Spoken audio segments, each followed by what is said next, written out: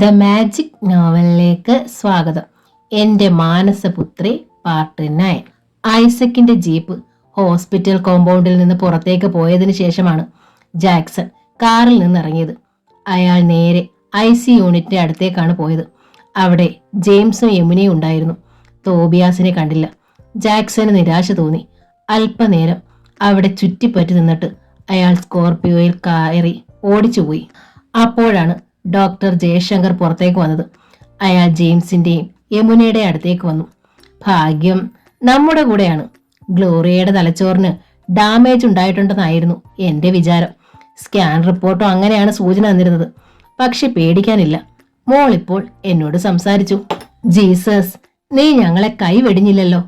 കണ്ണുകൾ നനവിന്റെ തിളക്കത്തോടെ ജെയിംസ് പറഞ്ഞു. നിങ്ങൾക്ക് ഇപ്പോൾ ചെന്ന് മോളെ കാണാം, ഡോക്ടർ പറഞ്ഞു. Thank you doctor. ജെയിംസും യമുനയും IC യൂണിറ്റിന്റെ കണ്ണാടി വാതിൽ തുറന്ന് അകത്തേക്ക് കയറി ചെന്നു. ഗ്ലോറിയ കണ്ണുകൾ തുറന്ന് കിടക്കുകയായിരുന്നു. അപ്പോൾ രണ്ടുപേരെയും കണ്ടപ്പോൾ അവളുടെ ചുണ്ടുകളിൽ ഒരു വാടിയ പുഞ്ചിരി വിടിഞ്ഞു. മോളെ, ജെയിംസ് അവളുടെ കയ്യിൽ മൃദുവായി പിടിച്ചു. ഡാഡി, അവളുടെ ചുണ്ടുകൾ മന്ത്രിച്ചു. മോൾക്ക് സംസാരിക്കാമോ? യമുന ചോദിച്ചു. സംസാരിക്കാം മമ്മി. എങ്ങനെയാണ് മോളെ അത് സംഭവിച്ചത്? യമുന ചോദിച്ചു. ഒന്നും ഓർമ്മയില്ല.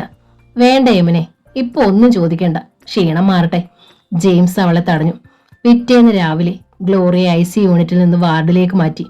അവൾ ദ്രാവക രൂപത്തിലുള്ള ഭക്ഷണം കഴിക്കാൻ തുടങ്ങി. വിളറി വെളുത്തിരുന്ന കവിളുകൾക്ക് ലേശം നിറം കിട്ടി. കണ്ണുകളിലെ തിളക്കം വർദ്ധിച്ചു. യമുന അവളുടെ ദേഹം തുടച്ച് പുതിയ ഉടുപ്പുകൾ അണിയിച്ചു. അവളുടെ മുടി ചീകി കെട്ടിവെച്ചു. ധാരാളം പേർ അവളെ കാണാൻ വന്നു. തോബിയാസും മുംതാസും വന്നില്ലല്ലോ എന്ന് അവൾ ശ്രദ്ധിച്ചു. അപ്പോഴാണ് അവൾക്ക് വേറൊരു കാര്യം ഓർമ്മ വന്നത്. തന്റെ മൊബൈൽ ഫോൺ കാറിലായിരുന്നു. ആറ്റിലേക്ക് കാർ മറിഞ്ഞപ്പോൾ ഫോണും വെള്ളത്തിനടിയിലേക്ക് പോയോ? അഥവാ തിരിച്ചു കിട്ടിയാൽ തന്നെ വെള്ളം കയറി അതിന്റെ സോഫ്റ്റ്വെയർ ചീത്തയായി കാണുമോ? എങ്കിൽ അതിലുണ്ടായിരുന്ന സകല രേഖകളും മാഞ്ഞു പോയി കാണും. ഡാഡി, എന്റെ കാറിലിരുന്ന മൊബൈൽ ഫോൺ കിട്ടിയോ? കിട്ടി മോളെ, ഞാനത് വീട്ടിൽ സൂക്ഷിച്ചു വെച്ചിട്ടുണ്ട്. വേണോ അതിപ്പോ? വേണം ഡാഡി, ഞാൻ തോബിയാസിനോട് വിളിച്ചു പറയാം. അയാൾ ഓഫീസിൽ നിന്ന് ആരെങ്കിലും വിട്ടെടുപ്പിച്ചോളൂ. ഗ്ലോറിയ ഒന്ന് ഞെട്ടി. അത് വേണ്ട ഡാഡി, പിന്നെ വീട്ടിൽ പോകുമ്പോൾ എടുത്തുകൊണ്ട് വന്നാൽ മതി. അവളുടെ ഏതാഗ്രഹവും എത്രയും വേഗം സാധിച്ചു കൊടുക്കണമെന്നതായിരുന്നു ജെയിംസിന്റെ ചിന്ത. അപ്പോൾ തന്നെ അയാൾ പേൾ വ്യൂവിൽ ചെന്ന് ഗ്ലോറിയയുടെ മൊബൈൽ എടുത്തുകൊണ്ട് വന്നു. വണ്ടി സർവീസിങ്ങിന് കൊടുത്തപ്പോൾ അവരാണ് കാറിന്റെ സീറ്റിന്റെ കീഴിൽ നിന്ന് അത് കണ്ടുപിടിച്ചു കൊടുത്തത്. ഫോൺ കിട്ടിയപ്പോൾ ഗ്ലോറിയ അത് ഓൺ ചെയ്ത് നോക്കി. ക്യാമറ ഉപയോഗിച്ച് ചില ദൃശ്യങ്ങൾ അവൾ ഷൂട്ട് ചെയ്തിരുന്നു. അതൊരു ഫയലിൽ സേവ് ചെയ്തിട്ടുണ്ടായിരുന്നു. അത് നഷ്ടപ്പെട്ടോ എന്നാണ് അവൾ ആദ്യം നോക്കിയത്. അവൾ ആഗ്രഹിച്ച ചിത്രങ്ങൾ നഷ്ടപ്പെട്ടിട്ടുണ്ടായിരുന്നില്ല. ബെഡ്റൂമിന്റെ വാതിലിനടുത്ത് പകച്ചു നോക്കി മുംതാസ് നിൽക്കുന്നു. മുൻഭാഗം തുറന്നു കിടക്കുന്ന അവളുടെ വെള്ള നെയ്റ്റിയുടെ വിടവിലൂടെ കറുത്ത ബ്രായുടെ ഭാഗങ്ങൾ കാണാം. അവളുടെ തൊട്ട് പിന്നിൽ അർദ്ധനഗ്നനായ തോബിയാസ് നിൽക്കുന്നു. അത് കണ്ട് ഗ്ലോറിയ പുഞ്ചിരിച്ചു. അല്പനേരം കഴിഞ്ഞപ്പോൾ ഐസക് വന്നു. ആക്സിഡന്റിനെ കുറിച്ചുള്ള വിവരങ്ങൾ ചോദിച്ചറിയാനാണ് അയാൾ വന്നത്. മോൾ ഒന്ന് ഓർത്തു നോക്കിക്കേ. എന്റെ വീട്ടിൽ നിന്ന് മോൾ കാറിൽ തിരിച്ചു പോവുമായിരുന്നു. കാർ ആറ്റിലേക്കാണ് വീണത്. ആക്സിഡന്റ് ഉണ്ടായത്. അറിയാതെ വണ്ടി പാളി ആറ്റിലേക്ക് വീഴുകയായിരുന്നോ അതോ വേറെ ഏതെങ്കിലും വണ്ടി? പാഞ്ഞു വന്നൊരു വണ്ടിക്ക് ഞാൻ സൈഡ് കൊടുത്തപ്പോഴാങ്കൽ എന്റെ കാർ കുറ്റിക്കാട്ടിലേക്ക് ഓടിയിറങ്ങി നേരെ ആറ്റിലേക്ക്. എതിരെ ഏത് വണ്ടിയാ വന്നത്? ഒരു വലിയ വണ്ടിയായിരുന്നു. ലോറിയായിരുന്നോ? ഗ്ലോറിയ ഓർക്കാൻ ശ്രമിച്ചു. ലോറിയല്ല, അത് വലിയൊരു കാറായിരുന്നു. പച്ച നിറത്തിലുള്ള ഒരു കാർ. അതെ, അതൊരു സ്കോർപിയോ ആയിരുന്നു. ഐസക്കിന്റെ ഓർമ്മയിലും പെട്ടെന്നൊരു സ്കോർപിയോയുടെ ചിത്രം തെളിഞ്ഞു. മതി മോളെ, ആ പച്ച സ്കോർപിയോ നമുക്ക് കണ്ടുപിടിക്കാം, ആലോചനയോടെ ഐസക് പറഞ്ഞു. ശനിയാഴ്ച ആയത് കാരണം സോഫിയയ്ക്ക് എന്ന ക്ലാസ്സിലായിരുന്നു. പ്രകാശ് സാറിന്റെ അമ്മച്ചിയെ കാണാൻ ഹോസ്പിറ്റലിലേക്ക് പോയാലോ എന്ന് അവൾ ആലോചിച്ചു. 2-3 ദിവസം മുമ്പ് അമ്മച്ചിയുടെ ഓപ്പറേഷൻ കഴിഞ്ഞു. ക്ലാസ്സിൽ ഉണ്ടായിരുന്നത് കൊണ്ട് അന്ന് പോകാൻ സാധിച്ചില്ല. പ്രകാശ് സാറിന്റെ അമ്മച്ചിയെ അവൾക്ക് ഇഷ്ടമായി. എത്ര സ്നേഹത്തോടെയാണ് ആ സ്ത്രീ പെരുമാറിയത്.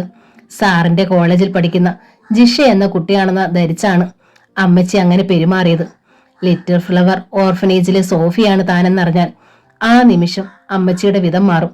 സാറിന്റെ അമ്മച്ചിയെ കുറ്റപ്പെടുത്താൻ പറ്റില്ല. പണമുള്ള വീട്ടിലെ പെൺകുട്ടിയായിരിക്കണം മകന്റെ ഭാര്യയായി വരുന്നവൾ എന്നല്ലേ ഏതമ്മമാരും ആഗ്രഹിക്കൂ. എന്തായാലും ഒന്ന് പോയി നോക്കാം. സോഫിയ വേഷം ധരിച്ച ഓർഫനേജിൽ നിന്നിറങ്ങി. അവൾ ഹോസ്പിറ്റലിൽ ചെന്നപ്പോൾ ഭാഗ്യത്തിന് പ്രകാശ് പുറത്തേക്ക് ഇറങ്ങി വരികയായിരുന്നു. അവളെ കണ്ട് അയാളുടെ മുഖം വിടർന്നു. സോഫയിൽ നിന്ന് വന്നേക്കുമെന്ന് എനിക്കൊരു പ്രതീക്ഷയുണ്ടായിരുന്നു. അയാൾ പറഞ്ഞു, അമ്മച്ചിക്ക് എങ്ങനെ ഇരിക്കുന്നു സാർ? ഓപ്പറേഷൻ സക്സസ് ആയിരുന്നു. 2-3 ദിവസം കൂടി കഴിഞ്ഞാൽ ഡിസ്ചാർജ് ചെയ്യും. ഞാൻ ബാങ്കിലൊന്ന് പോകാൻ ഇറങ്ങിയതാണ്. അമ്മച്ചി തനിച്ചേ ഉള്ള റൂമിൽ. അമ്മച്ചിക്ക് സംശയമൊന്നുമില്ലല്ലോ? ഇല്ല, ധൈര്യമായിട്ട് ചെല്ലും. പേര് മറക്കണ്ട, ജിഷ. അവൾ പുഞ്ചിരിച്ചു. പ്രകാശ് ബാങ്കിലേക്ക് പോയി. സോഫിയ വാർഡിലേക്ക് ചെന്നു. മുറിയുടെ വാതിൽ ചാരിയിട്ടേ ഉള്ളായിരുന്നു. അവൾ മെല്ലെ അകത്തേക്ക് കയറി. ശബ്ദം കേട്ട് മറിയാമ്മ ടീച്ചർ കണ്ണു തുറന്നു നോക്കി. ജിഷയാണോ? വാ മോളെ. അവളെ കണ്ട് സന്തോഷത്തോടെ ടീച്ചർ പറഞ്ഞു. ഇന്ന് ക്ലാസ് ഇല്ല, അമ്മച്ചി ഒന്ന് കണ്ടിട്ട് പോകാന്ന് വിചാരിച്ചു. അവൾ പറഞ്ഞു. പ്രകാശ് ഇതുവരെ ഇവിടെ ഉണ്ടായിരുന്നു മോളെ, ഇപ്പോഴാ വെളിയിലോട്ട് പോയത്. സാറിനെ ഞാൻ കണ്ടായിരുന്നു അമ്മച്ചി. ബെഡിന്റെ അടുത്ത് കസേര നീക്കിയിട്ട് സോഫിയായിരുന്നു. മോൾ ഇപ്പൊ വന്നത് നന്നായി. എന്താണെന്നറിയില്ല, ഭയങ്കര ദാഹം. ഫ്ലാസ്കിൽ കാപ്പി കാണും, മോള് കുറച്ച് കാപ്പി എടുത്തതാ. സോഫി എഴുന്നേറ്റ് ഗ്ലാസ് വൃത്തിയായി കഴുകി ഫ്ലാസ്കിൽ നിന്ന് കാപ്പി പകർന്ന് മറിയാമ്മ ടീച്ചർക്ക് കുടിക്കാൻ കൊടുത്തു. തലയണ ഉയർത്തി വെച്ച് ചാരിയിരുന്ന് ടീച്ചർ കാപ്പി കുടിച്ചു. അപ്പോഴാണ് ഒരു എയർ ബാഗുമായി ഗേളി മുറിയിലേക്ക് കയറി വന്നത്. ഹോസ്റ്റലിൽ നിന്ന് അവൾ നേരെ വരികയായിരുന്നു. ഗേളിയെ കണ്ട് സോഫിയ ഞെട്ടി. സോഫിയെ കണ്ട് ഗേളി പകച്ചു നോക്കി. ഇതാരാണെന്നായിരിക്കും നിന്റെ വിചാരം? പ്രകാശിന്റെ കോളേജിൽ പഠിക്കുന്ന കുട്ടിയാ ഗേളി. പേര് ജിഷ. മറിയാമ്മ ടീച്ചർ അവളെ പരിചയപ്പെടുത്തി. ഇവൾ ജിഷയല്ലമ്മച്ചി, ജിഷ എന്ന പേരിൽ വന്ന കള്ളിയ. ഇവളാണ് നമ്മുടെ ഇച്ചായം കണ്ടുപിടിച്ച മാലാക, സോഫി എന്ന അനാഥ പെണ്ണ്. പരിഹാസത്തോടെ ഗേളി പറഞ്ഞു. മറിയാമ്മ ടീച്ചർ ഞെട്ടലോടെ സോഫിയെ നോക്കി. അവളുടെ മുഖം വിളറി. എയർ ബാഗ് നിലത്ത് വെച്ചിട്ട് ഗേളി അവളുടെ അടുത്തേക്ക് ചെന്നു. എന്നിട്ട് കൈ ഉയർത്തി അവളുടെ കവിള താഞ്ഞടിച്ചു. ഇറങ്ങടി വെളിയില്. ഗേളി പുറത്തേക്ക് കൈ ചൂണ്ടി. പൊട്ടിക്കരഞ്ഞുകൊണ്ട് സോഫിയ വെളിയിലേക്ക് ഓടി. കരച്ചിലടക്കി സോഫിയ കോറിഡോറിന്റെ അറ്റത്തേക്ക് ഓടി. എന്താ എന്താ ഓടുന്നേ? ഒരു ട്രെയിൽ ഇഞ്ചക്ഷന്റെ മരുന്നുകളുമായി എതിരെ വന്ന നേഴ്സ് കാര്യമറിയാതെ അവളോട് ചോദിച്ചു. സോഫിയ മറുപടി പറയാൻ നിന്നില്ല. ബാങ്കിന്റെ ATM കൗണ്ടറിൽ നിന്ന് പണം എടുത്തിട്ട് പ്രകാശ് അപ്പോഴേക്ക് തിരിച്ച് ഹോസ്പിറ്റലിൽ എത്തിയിരുന്നു.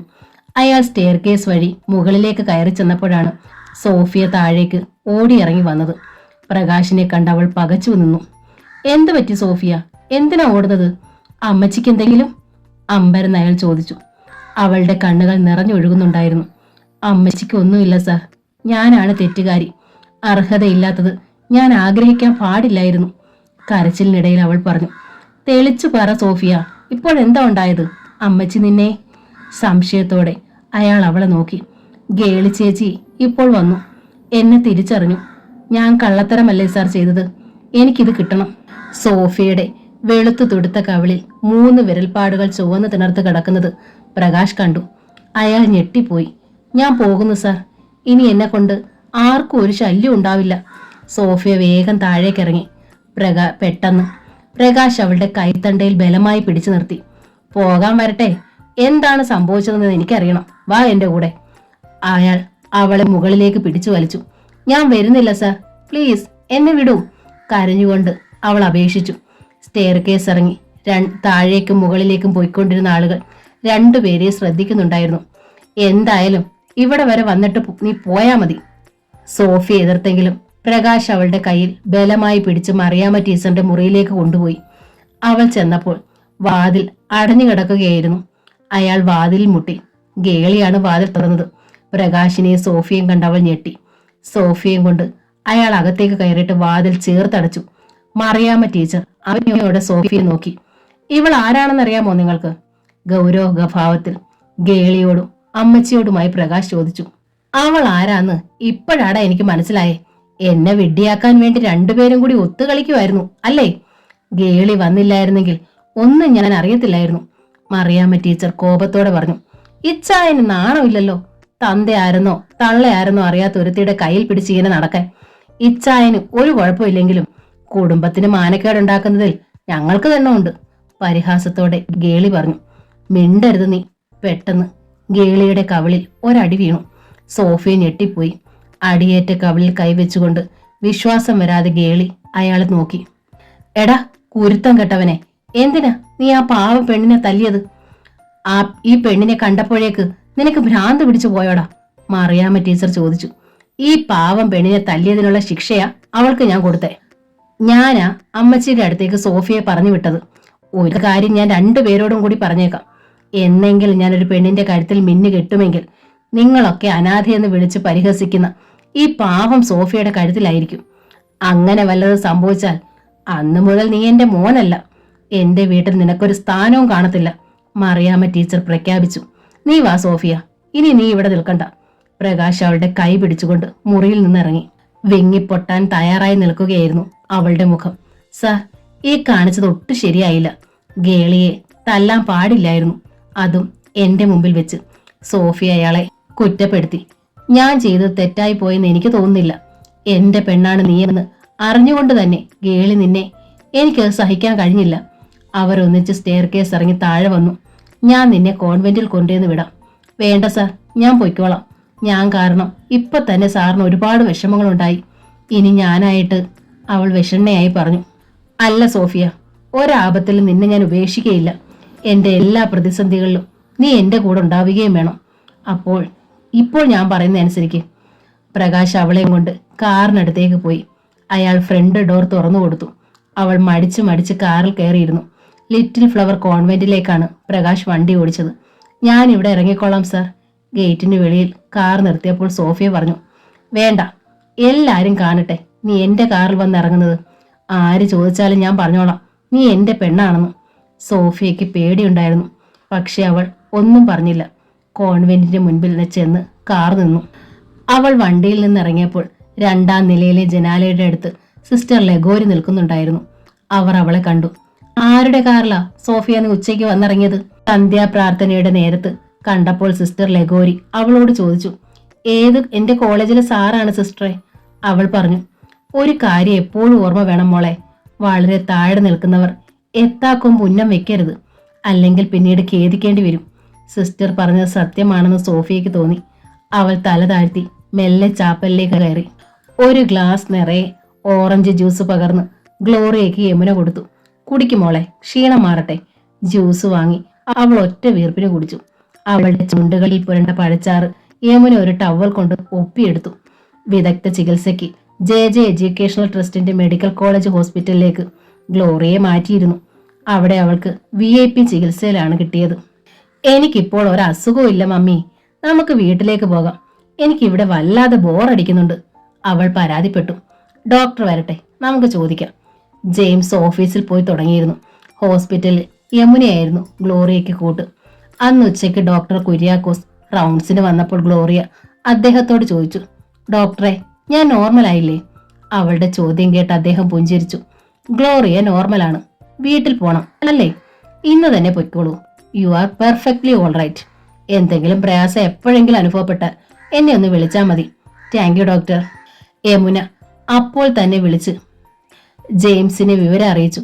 ഡിസ്ചാർജ് ചെയ്യാമെന്ന് ഡോക്ടർ പറഞ്ഞോ? വണ്ടി വിടണോ അതോ ഞാൻ വരണോ? ജെയിംസ് ചോദിച്ചു. വണ്ടി വിട്ടാ മതി, ഞങ്ങൾ പൊയ്ക്കോളാം, യമുന പറഞ്ഞു. ശരി. ജെയിംസ് ഫോൺ വെച്ചു.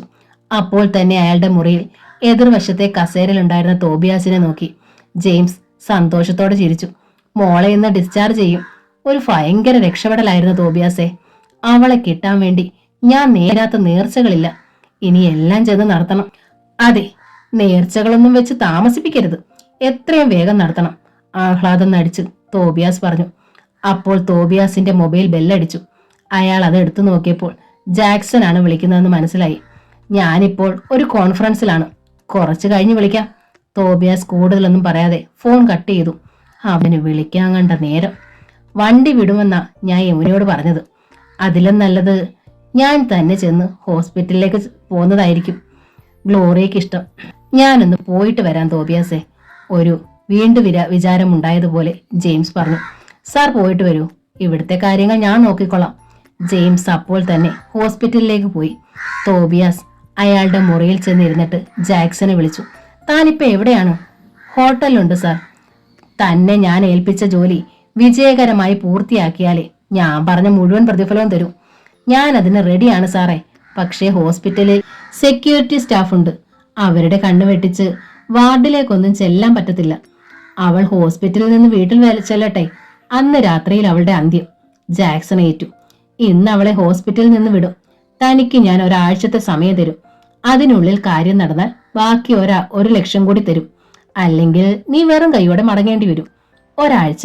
ശരി സാറേ, സംഗതി നടന്നിരിക്കും. പുഞ്ചിരിയോടെ തോബിയാസ് ഫോൺ വെച്ചു. ഇത്തവണ ജെയിംസിന്റെ ഒരു നേർച്ചയ്ക്കും അവളെ രക്ഷപ്പെടുത്താൻ കഴിയുകയില്ല. ജെയിംസ് ഹോസ്പിറ്റലിൽ ചെന്നപ്പോൾ യമുനയും ഗ്ലോറിയയും പുറപ്പെടാൻ തയ്യാറായി നിൽക്കുകയായിരുന്നു. ഡ്രസ്സും മറ്റും അടങ്ങിയ ബാഗ് ഡ്രൈവർ എടുത്ത് കാറിൽ കൊണ്ടുവന്ന് വെച്ചു. 4 ദിവസങ്ങൾക്ക് ശേഷം ഗ്ലോറിയ പേൾ വ്യൂവിലെത്തി. സർവീസ് കഴിഞ്ഞ് അവളുടെ സാൻഡ്രോ കാർ പുത്തൻ തിളക്കത്തോടെ മുൻവശത്ത് കിടക്കുന്നുണ്ടായിരുന്നു. നാളെ മുതൽ ഞാൻ ഓഫീസിൽ വരുന്നുണ്ട് ഡാഡി, അവൾ പറഞ്ഞു. വേണ്ട മോളെ, കുറച്ചു ദിവസം റെസ്റ്റ് എടുത്ത് ശരീരം ഒന്ന് പുഷ്ടിപ്പെടുത്തിയിട്ട് വന്നാൽ മതി, യമുന എതിർത്തു. ഓഫീസിൽ വരണമെങ്കിൽ വന്നോ, പക്ഷേ നിന്നെ ഇനി ഒറ്റയ്ക്കെങ്ങും വിടത്തില്ല മോളെ, എനിക്ക് പേടിയാണ്, ജെയിംസ് പറഞ്ഞു. എന്തിനാ ഡാഡി പേടിക്കുന്നേ? എന്നെ സംരക്ഷിക്കാൻ എനിക്കറിയാം. ഞാനൊരു തോക്കിന്റെ ലൈസൻസ് എടുക്കാൻ അപേക്ഷ കൊടുത്തിട്ടില്ലേ? അത് കിട്ടിയാൽ പിന്നെ ആരുപദ്രവിക്കാൻ വന്നാലും ഞാൻ കൈകാര്യം ചെയ്തോളാം, ആത്മവിശ്വാസത്തോടെ ഗ്ലോറിയ പറഞ്ഞു. വേണ്ട മോളെ, നീ തോക്കും കൊണ്ട് നടക്കാനോ? ഇത് അമേരിക്കയൊന്നുമല്ല, നമ്മുടെ കേരളമാ.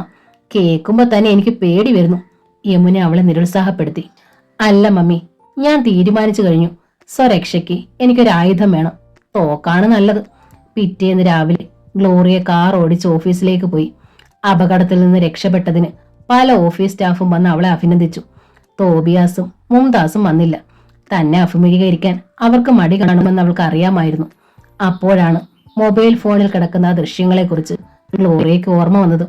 ഫോണിൽ നിന്ന് അപ്പോൾ തന്നെ അവൾ അതെല്ലാം സ്വന്തം കമ്പ്യൂട്ടറിലേക്ക് പകർത്തി. ഒരു ഫയൽ നെയിം കൊടുത്ത് അവൾ അത് സേവ് ചെയ്തു. ഇനി വേണമെങ്കിൽ കമ്പ്യൂട്ടറിന്റെ വലിയ മോണിറ്ററിൽ ഒരു സിനിമ പോലെ തോബിയാസിനെയും മുംതാസിനെയും അവളുടെ ബെഡ്റൂമിൽ കാണാം. JJ എഡ്യൂക്കേഷണൽ ട്രസ്റ്റിന്റെ ഓഫീസിലെ വിവിധ മുറികളിലായി 50-ലേറെ കമ്പ്യൂട്ടറുകളുണ്ട്. ഫയൽ നെയിം കൊടുത്ത് അത് തുറന്നു നോക്കാൻ എല്ലാവരോടും പറഞ്ഞാൽ മതി. എല്ലാവർക്കും ആ ദൃശ്യങ്ങൾ കാണാൻ സാധിക്കും. തോബിയാസും മുംതാസും പിന്നെ ജീവിച്ചിരുന്നിട്ട് കാര്യമില്ല. അന്ന് ഉച്ച കഴിഞ്ഞ് DYSPയുടെ ഓഫീസിലേക്ക് ഗ്ലോറിയ ചെന്നു. ഐസക് അപ്പോൾ അവിടെ ഉണ്ടായിരുന്നു. അങ്കിൾ, നമ്മുടെ തോക്കിന്റെ ലൈസൻസ് കിട്ടാറായോ? അവൾ ചോദിച്ചു. മോളുടെ അപേക്ഷ കളക്ടറേറ്റിലെ ഏതോ ഓഫീസിൽ കുടുങ്ങിക്കിടക്കുകയാണ്. മോൾ ചെന്നൊന്ന് പൊക്കി വിട്ടാൽ സംഗതി നടക്കും. നാളെ തന്നെ ഞാൻ കളക്ടറേറ്റിൽ പോകാം അങ്കിൾ. പക്ഷേ കൈത്തോക്ക് കിട്ടിയാൽ അതെങ്ങനെയാണ് ഉപയോഗിക്കേണ്ടതെന്ന് എനിക്ക് അറിയില്ലല്ലോ. അക്കാര്യം ഓർത്ത് മോൾ വിഷമിക്കണ്ട, അതെല്ലാം ഞാൻ പഠിപ്പിക്കാം. പിറ്റേന്ന് ഗ്ലോറിയ തനിച്ച് കളക്ടറേറ്റിൽ ചെന്നു. ആദ്യമായിട്ടാണ് അവൾ അത്രയും വലിയൊരു ഓഫീസിൽ കയറുന്നത്. കളക്ടറെ നേരിൽ കാണാൻ അവൾ ഒരു ശ്രമം നടത്തി നോക്കി. പക്ഷേ അദ്ദേഹം ടൂറിലായിരുന്നു. കളക്ടറുടെ സെക്രട്ടറിയോട് അവൾ ആഗമനോദ്ദേശം പറഞ്ഞു. ആ ആപ്ലിക്കേഷൻ ഇവിടെ എത്തിയിട്ടില്ലല്ലോ കുട്ടി, ഒരു കാര്യം ചെയ്യൂ, സബ് കളക്ടറെ ഒന്ന് കണ്ടു നോക്കൂ, അയാൾ പറഞ്ഞു. ഗ്ലോറിയ ഉടൻ തന്നെ സബ് കളക്ടറുടെ ഓഫീസിലേക്ക് പോയി. ചെന്നപ്പോൾ ചുറുചുറുക്കുള്ളൊരു ചെറുപ്പക്കാരിയാണ് സബ് കളക്ടർ ദേവപ്രിയ. ആപ്ലിക്കേഷന്റെ കോപ്പി ഉണ്ടോ ഗ്ലോറിയയുടെ കയ്യിൽ? അവർ ചോദിച്ചു. ഉണ്ട് മാഡം. ഹാൻഡ് ബാഗിൽ നിന്ന് അപേക്ഷയുടെ കോപ്പി എടുത്ത് അവൾ സബ് കളക്ടർക്ക് കൊടുത്തു. ദേവപ്രിയ അത് വായിച്ചു നോക്കിയിട്ട് അത്ഭുതപ്പെട്ടു. ഇത്ര ചെറുപ്രായത്തിലും കുട്ടിക്ക് ശത്രുക്കളോ? വിശ്വസിക്കാൻ കഴിയുന്നില്ല. കഴിഞ്ഞ ആഴ്ച മാഡം ഞാനൊരു കൊലപാതക ശ്രമത്തിൽ നിന്ന് രക്ഷപ്പെട്ടത്. ആറ്റിലേക്കാണ് എന്റെ കാർ മറിഞ്ഞത്. അവൾ പറഞ്ഞത് കേട്ട് ദേവപ്രിയ തരിച്ചിരുന്നു. സ്വന്തം ബന്ധുക്കളാൽ തന്നെ പീഡിപ്പിക്കപ്പെടുന്നവളാണ് താൻ എന്ന കാര്യം അവൾക്ക് ഓർമ്മ വന്നു. അപ്പോൾ അന്യരിൽ നിന്ന് ഭീഷണി നേരിടുന്നെങ്കിൽ അത്ഭുതത്തിന് അവകാശമില്ല. ഗ്ലോറിയ പൊയ്ക്കോളൂ, ഞാൻ വേണ്ടത് ചെയ്തോളാം, ദേവപ്രിയ ഉറപ്പു കൊടുത്തു. തൃപ്തിയോടെയാണ് ഗ്ലോറിയ മടങ്ങിയത്. പിറ്റേന്ന് വീണ്ടും അവൾ ഐസക്കിനെ കാണാൻ ചെന്നു. ലൈസൻസ് ഉടനെ കിട്ടുമെങ്കിൽ നല്ലൊരു റിവോൾവർ വാങ്ങിക്കാൻ എന്നെ സഹായിക്കണം, അവൾ അഭ്യർത്ഥിച്ചു. അതൊക്കെ ഞാൻ ഏറ്റു. റിവോൾവർ ഉപയോഗിക്കാൻ ട്രെയിനിങ്ങും തരാം. തോബിയാസ് കൊടുത്ത ഒരാഴ്ചത്തെ സമയം തീരുന്നതിന്റെ തലേ രാത്രിയാണ് പേൾവ്യൂ ബംഗ്ലാവിന്റെ പിന്നിൽ കാർ കൊണ്ടുവന്നിട്ടിട്ട് ജാക്സൺ മതിൽ ചാടി ഉള്ളിൽ കടന്നത്. അടുക്കള ഭാഗത്തെ വാതിൽ അയാൾ ചെറിയ ഇലക്ട്രിക് വാൾ ഉപയോഗിച്ച് മുറിച്ചകത്ത് കടന്നു. ഒരാഴ്ചത്തെ നിരീക്ഷണം കൊണ്ട് മുകളിലത്തെ നിലയിൽ ബാൽക്കണിയുള്ള മുറിയിലാണ് ഗ്ലോറിയ ഉറങ്ങുന്നതെന്ന് അയാൾ കണ്ടുപിടിച്ചിരുന്നു. സ്റ്റെയർ കേസ് കയറി അവളുടെ മുറിയുടെ വാതിലിന് മുന്നിലെത്തി. അയാൾ കയ്യുറ ധരിച്ചിട്ടുണ്ടായിരുന്നു. കതകിന്റെ ഹാൻഡിൽ മെല്ലെ തിരിച്ചു നോക്കി. അത് ഉള്ളിൽ നിന്ന് പൂട്ടിയിരുന്നില്ല. ജാക്സൺ ശബ്ദമുണ്ടാകാതെ മുറിയിലേക്ക് കയറി. ഗ്ലോറിയ കട്ടിലിൽ ഉറങ്ങിക്കിടക്കുന്നത് മങ്ങിയ വെളിച്ചത്തിൽ അയാൾ കണ്ടു. പൈജാമയും ടോപ്പുമായിരുന്നു അവളുടെ വേഷം. ജീൻസിന്റെ പോക്കറ്റിൽ നിന്ന് അയാൾ നീണ്ട ഒരു പ്ലാസ്റ്റിക് കയറെടുത്തു. അപ്പോഴാണ് ബാൽക്കണിയിലേക്കുള്ള വാതിൽ തുറന്നില്ലല്ലോ എന്ന കാര്യം അയാൾക്ക് ഓർമ്മ വന്നത്. രക്ഷപ്പെടുന്നത് ബാൽക്കണി വഴിയാണ്. ബാൽക്കണിയിലേക്കുള്ള വാതിൽ ജാക്സൺ ശബ്ദം കേൾപ്പിക്കാതെ തുറന്നു വെച്ചു. പിന്നെ ഗ്ലോറിയയുടെ കഴുത്തിന് ചുവട്ടിലൂടെ പ്ലാസ്റ്റിക് കയർ കടത്തി ചുറ്റിയിട്ട് സകല ശക്തിയും എടുത്തു മുറുക്കി. ശ്വാസം കിട്ടാതെ ഗ്ലോറിയ പിടഞ്ഞു. മരണവെപ്രാളത്തോടെ അവൾ ഇരു കൈകളും എടുത്ത് ജാക്സന്റെ മുഖം മാന്തി പൊളിച്ചു. ഒരു നിമിഷത്തേക്ക് അയാളുടെ പിടിവിട്ടു. പെട്ടെന്ന് ഗ്ലോറിയ തലയണ കീഴിൽ നിന്ന് റിവോൾവർ എടുത്ത് അയാളുടെ നേരെ നിറയൊഴിച്ചു. അലർച്ചയോടെ ജാക്സൺ നിലത്തേക്ക് വീണു. അവൾ പെട്ടെന്ന് ലൈറ്റിട്ടു. നിലത്ത് ജാക്സൺ കമിഴ്ന്ന് കിടപ്പുണ്ടായിരുന്നു. രക്തം നിലത്ത് തളം കെട്ടുന്നു. അയാൾക്ക് ചലനമില്ല. ഭയന്ന് വിറച്ച് ഗ്ലോറിയ തോക്കുമായി നിന്നു. മുറിയിൽ ചോരയുടെ ഗന്ധം പഴർന്നു. നിലത്ത് നിശ്ചലനായി കിടക്കുന്ന ജാക്സനെ നോക്കി ഗ്ലോറിയ കൈ തോക്കുമായി ഞെട്ടിത്തരിച്ചു നിന്നു. പിന്നെ അവൾ മുറിയിൽ നിന്നിറങ്ങി സ്റ്റെയർ കേസിന് നേരെ ഓടി. താഴത്തെ നിലയിലാണ് ജെയിംസിന്റെയും യമുനയുടെയും ബെഡ്റൂം. പടികൾ ഓടിയിറങ്ങിയ ഗ്ലോറിയ കാല് തെന്നി നിലത്തേക്ക് മറിഞ്ഞു. അവളുടെ കയ്യിൽ നിന്ന് തോക്ക് തെറിച്ചുപോയി. അവൾ ചാടി എഴുന്നേറ്റ് ജെയിംസിന്റെ മുറിയുടെ നേരെ ഓടി. അടഞ്ഞു കിടന്നിരുന്ന വാതിലിൽ 2 കൈകൾ കൊണ്ട് ഇടിച്ച് അവൾ ഉച്ചത്തിൽ വിളിച്ചു, ഡാഡി, ഡാഡി. യമുനയാണ് ആദ്യം ഉണർന്നത്. ഗ്ലോറിയയുടെ ഭ്രാന്തമായ വിളി കേട്ട് അവൾ നടുങ്ങി. ജെയിംസേ, വേഗമൊന്ന് എഴുന്നേറ്റേ, മോളല്ലേ ആ വിളിക്കുന്നേ? ജെയിംസേ! അയാളെ അവൾ വിളിച്ചുണർത്തി. ഡാഡി, ഡാഡി, കഥക് തുറക്ക് ഡാഡി. വീണ്ടും ഗ്ലോറിയ ആർത്തലച്ചു വിളിച്ചു. ജെയിംസ് അത് കേട്ട് പരിഭ്രമത്തോടെ ചാടി എഴുന്നേറ്റു ചെന്ന് വാതിൽ തുറന്നു. അന്താളിച്ച് വിവശയായ ഗ്ലോറിയ പുറത്തു നിൽക്കുന്നുണ്ടായിരുന്നു. എന്താ മോളെ, എന്താ ഉണ്ടായേ? അവളെ ചേർത്ത് പിടിച്ച് ജെയിംസ് ചോദിച്ചു. ഞാൻ ഒരാളെ കൊന്നു ഡാഡി, വെടിവെച്ച്. അയാൾ എന്റെ മുറിയിൽ കിടപ്പുണ്ട്, പൊട്ടിക്കരഞ്ഞുകൊണ്ട് അവൾ പറഞ്ഞു. യമുനയും ജെയിംസും ഞെട്ടിപ്പോയി. ഇല്ല മോളെ, നീ വെറുതെ ഉറക്കത്തിൽ എന്തോ പേടി സ്വപ്നം കണ്ട്. ഒക്കെ നിന്റെ തോന്നല. ജെയിംസിന് വിശ്വസിക്കാൻ കഴിഞ്ഞില്ല. അല്ല ഡാഡി, അയാൾ എന്നെ കഴുത്തിൽ കുരുക്കിട്ട് കൊല്ലാൻ തുടങ്ങിയപ്പോഴാ ഞാൻ തലയണ കിഴിഞ്ഞ് തോക്കെടുത്ത് വെടിവെച്ചേ. അയാൾ മുകളിൽ കിടപ്പുണ്ട്. ജെയിംസ് യമുനയും വേഗം മുകളിലേക്ക് സ്റ്റെയർ കേസ് കയറി. ഭയന്ന് വിറച്ച് ഗ്ലോറിയ അവിടെ തന്നെ തളർച്ചയോടെ ഇരുന്നു. ജെയിംസ് യമുനയും ചെന്നപ്പോൾ ഗ്ലോറിയയുടെ മുറിയിൽ ശവം കണ്ടില്ല.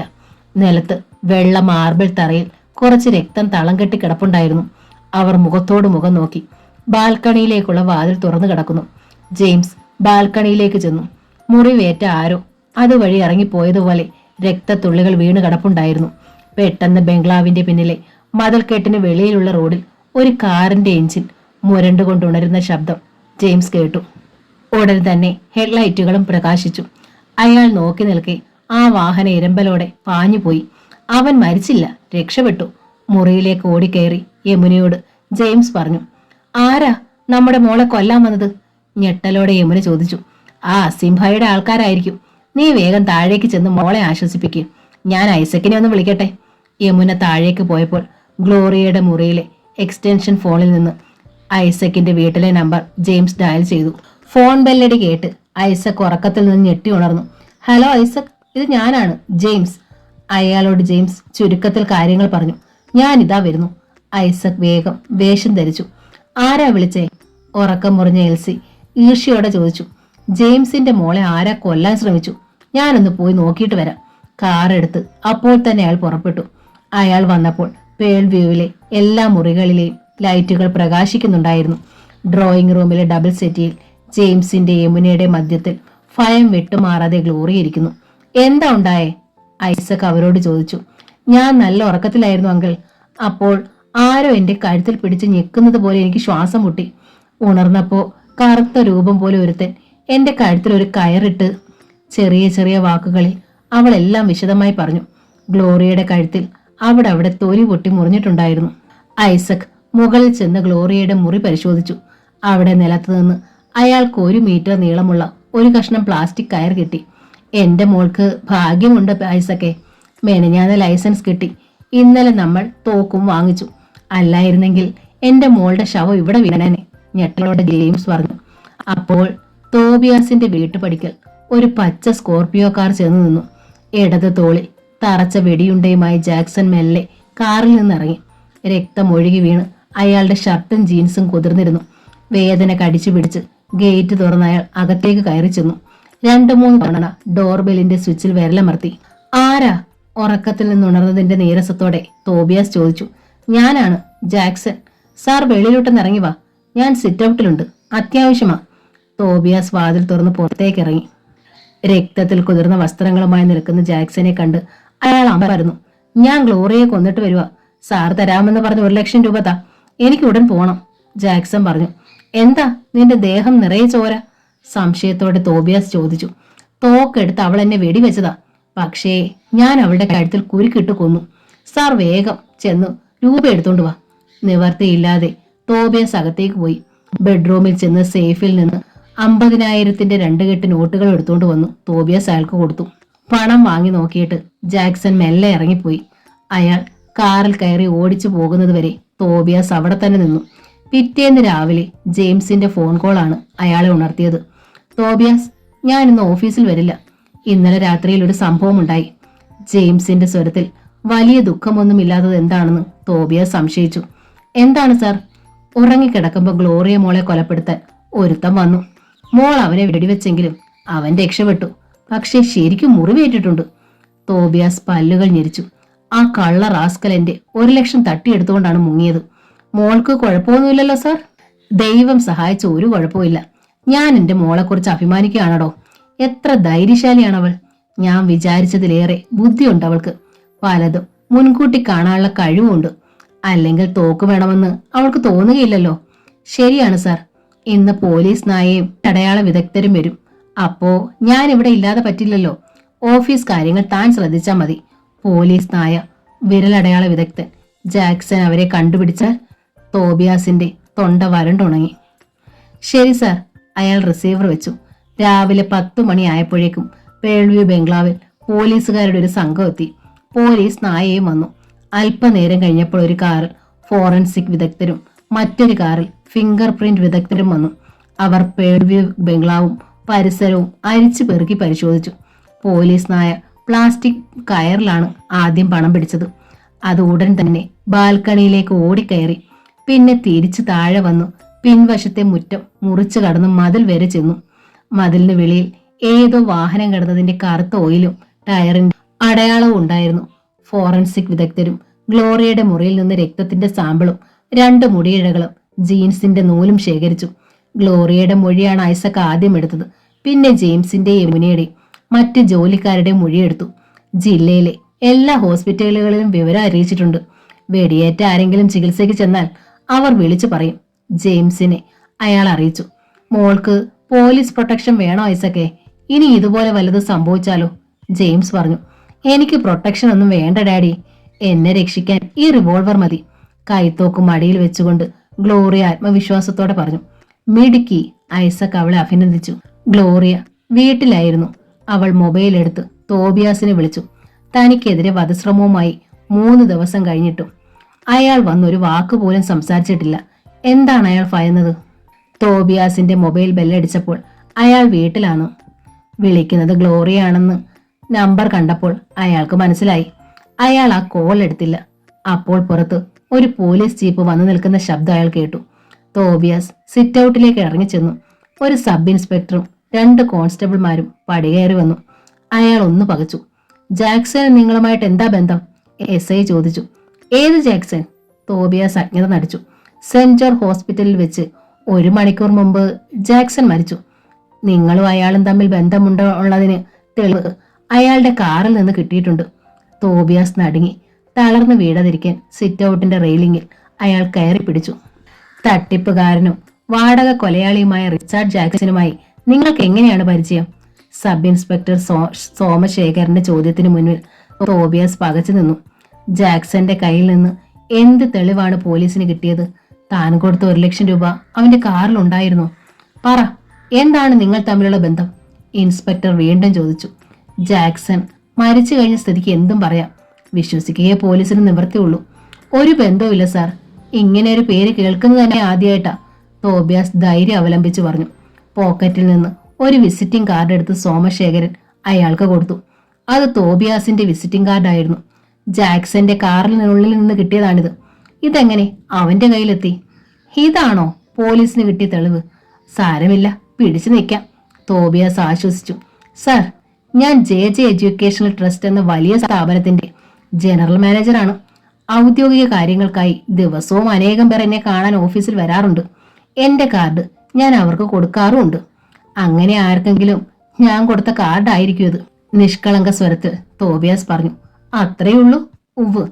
ജാക്സനുമായി നിങ്ങൾ ബന്ധപ്പെട്ടിട്ടില്ല? ഇല്ല. തോബിയാസിന്റെ മുഖത്തേക്ക് ഇൻസ്പെക്ടർ സോമശേഖരൻ ഒന്ന് തുറിച്ചു നോക്കി. പിടികിട്ടാപ്പുള്ളിയാണ് ജാക്സൺ. പല കൊലപാതകങ്ങളുടെയും പ്രതിയാണ്. അവനെ കയ്യിൽ കിട്ടാൻ കാത്തിരിക്കുകയായിരുന്നു ഞങ്ങൾ. അവനെ വാടകയ്ക്കെടുത്ത പല മാന്യന്മാരും ഈ നാട്ടിലുണ്ട്. എല്ലാ അവന്മാരെയും ഞങ്ങൾ പൊക്കും. തോബിയാസിന്റെ ഉള്ളം കൈ വിയർത്തു. ഇനി ഒരു സത്യം പറയാം.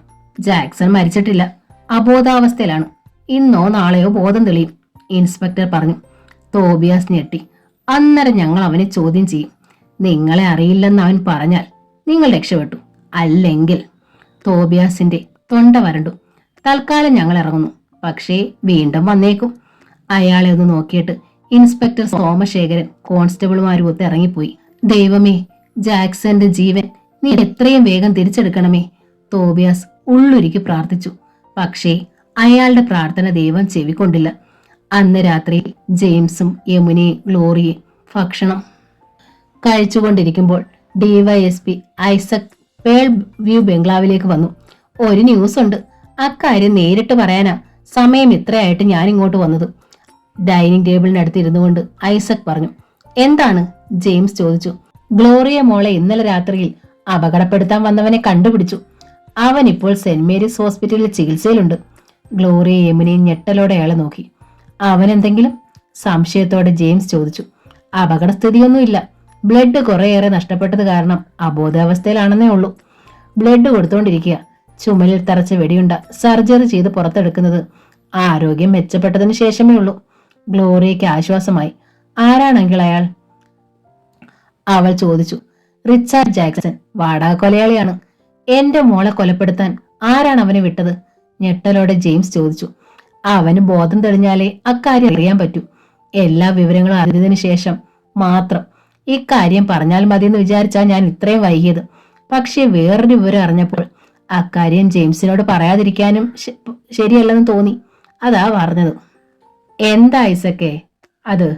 ഉത്കണ്ഠയോടെ ജെയിംസ് അയാളെ നോക്കി. ജാക്സന്റെ മൊബൈലിലെ നമ്പറുകൾ പരിശോധിച്ചപ്പോൾ അതിലൊരെണ്ണം തോബിയാസിന്റെ വീട്ടിലെ നമ്പരാണ്. ഗ്ലോറിയ സ്തബ്ധയായിരുന്നു. തോബിയാസിന് സംശയമുണ്ടെന്നാണോ ഐസക് പറഞ്ഞു വരുന്നത്? പെട്ടെന്ന് ജെയിംസ് ചോദിച്ചു. ഞങ്ങൾ പോലീസുകാർ എന്ത് കാര്യങ്ങളും സംശയത്തിന്റെ കണ്ണുകളിലൂടെ കാണൂ. തോബിയാസിന്റെ കാര്യത്തിൽ അത് വേണ്ട. എത്രയോ കാലമായി അയാൾ എന്നോടൊപ്പം ഉള്ള ആളാണ്. എനിക്ക് അയാളെ പൂർണ്ണ വിശ്വാസമാണ്, ജെയിംസ് പറഞ്ഞു. ശരിയാ, തോബിയാസിനെ സംശയിക്കരുത് ഐസക്കെ. അയാൾ ഈ വീട്ടിലൊരു അംഗത്തെ പോലെയാ, യമുന പറഞ്ഞു. ജാക്സന്റെ കാറിൽ നിന്ന് തോബിയാസിന്റെ വിസിറ്റിംഗ് കാർഡും കിട്ടി. അതുകൊണ്ടാണ് ഞാൻ. നടന്നത് എന്താണെന്ന് ഗ്ലോറിയയ്ക്ക് പെട്ടെന്ന് മനസ്സിലായി. തന്നെ വകവരുത്താൻ ജാക്സനെ നിയോഗിച്ചത് തോബിയാസ് ആണ്. പോലീസിന് വേണമെങ്കിൽ തോബിയാസിനെ അറസ്റ്റ് ചെയ്യാം. പക്ഷേ അത്ര പെട്ടെന്ന് അയാൾ പോലീസ് കസ്റ്റഡിയിൽ ഉണ്ടാകണ്ട. തൽക്കാലം അയാളെ തനിക്ക് വേണം, അവൾ ഉറപ്പിച്ചു. തോബിയാസ് അങ്കിൾ ഒരു പാവമാ ഐസക് അങ്കിളെ. പുള്ളിയെ വെറുതെ സംശയിക്കണ്ട. എനിക്ക് തോന്നുന്നത് ഈ ജാക്സൺ അടുത്തതായി നോട്ടമിട്ടിരിക്കുന്നത് തോബിയാസ് അങ്കിളിനെ ആയിരിക്കുമെന്നാ. രക്ഷപ്പെടാൻ പണം ആവശ്യപ്പെട്ട് പുള്ളിയെ വിളിച്ചതാ, അവൾ പറഞ്ഞു. SI സോമശേഖരൻ ചെന്ന് തോബിയാസിനോട് സംസാരിച്ചു. ജാക്സനെ അറിയില്ലെന്നാണ് പുള്ളി പറഞ്ഞത്. പക്ഷേ ജാക്സൺ അയാളെ വിളിച്ചിരുന്നു. അതെങ്ങനെ പൊരുത്തപ്പെടും? ഐസക് പറഞ്ഞു. തോബിയാസ് അങ്കിളിന്റെ നമ്പർ ഡയൽ ചെയ്ത് കാണും. അതിന്റെ അർത്ഥം അവർ തമ്മിൽ സംസാരിച്ചു കാണണമെന്നൊന്നും അല്ലല്ലോ. പാവത്തിനെ വെറുതെ ഉപദ്രവിക്കരുതേ, ഗ്ലോറിയ അപേക്ഷിച്ചു.